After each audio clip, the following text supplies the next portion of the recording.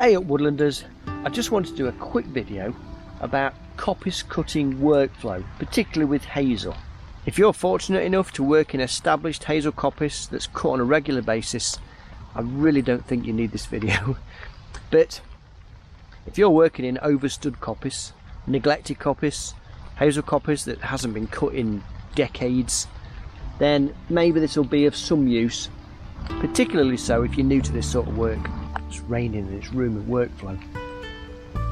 I've tried a number of ways of trying to do this over the years because no one actually showed me what to do, so I've just kind of worked my own method. Overstood hazel presents a number of problems. You have to kind of think about what you're doing. There's a temptation to fell it like an ordinary tree where you just start across the bottom and just cut in with a chainsaw. But you don't want the whole lot falling on your head. Then I've found this method works best for me. I use a chainsaw for all my hazel cutting, but this could also work if you've got hand tools as well. I always start off, have a quick look at the stems and see which ones are the smallest, and I'll tend to nip those out first. So all the little thin sun shoots, nip all these ones out, cut out all those.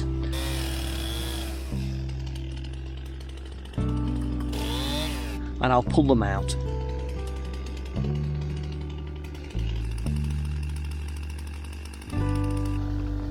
That will then leave you with the thicker of the stems to go at, and oftentimes these smaller rods will give you some sort of product, whether that's rods that you can use for weaving, walking sticks, beam poles, those sort of things can be harvested from that.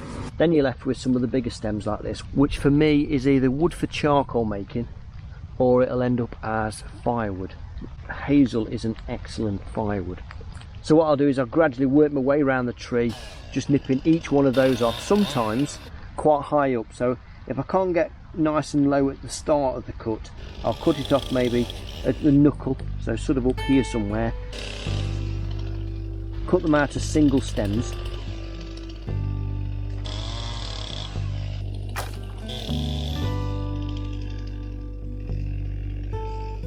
And then once the stool's down, then I'll look at trying to cut the stool as low as possible. Either one full sweep across, or maybe several cuts to try and get some nice sloping cuts.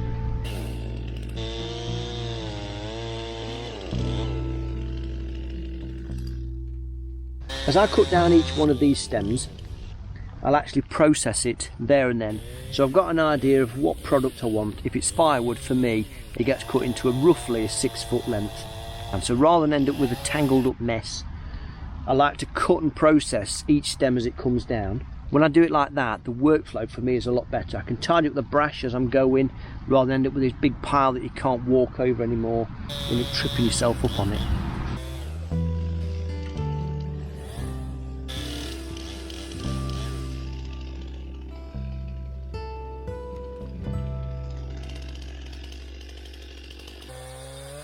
And then I extract as I'm going then.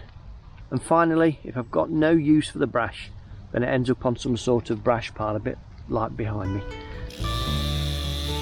So I hope that has been of some use. I want to keep this as brief as possible, try and help you in the workflow and trying to get the hazel coppice down. So if you're able to, carry on making a difference and keep cutting that hazel coppice. And just one more handy tip before you go, is if you've got a big stool like this with lots of debris on the inside, as a first job really is to ferk that out. You've got a whole family of slugs in there, that's disgusting. Look at that.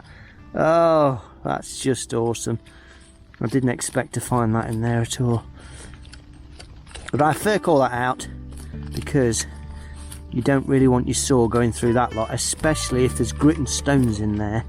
You want to ferk that out first really. And also in some parts of the country you will have mice, dormice and other such things in there.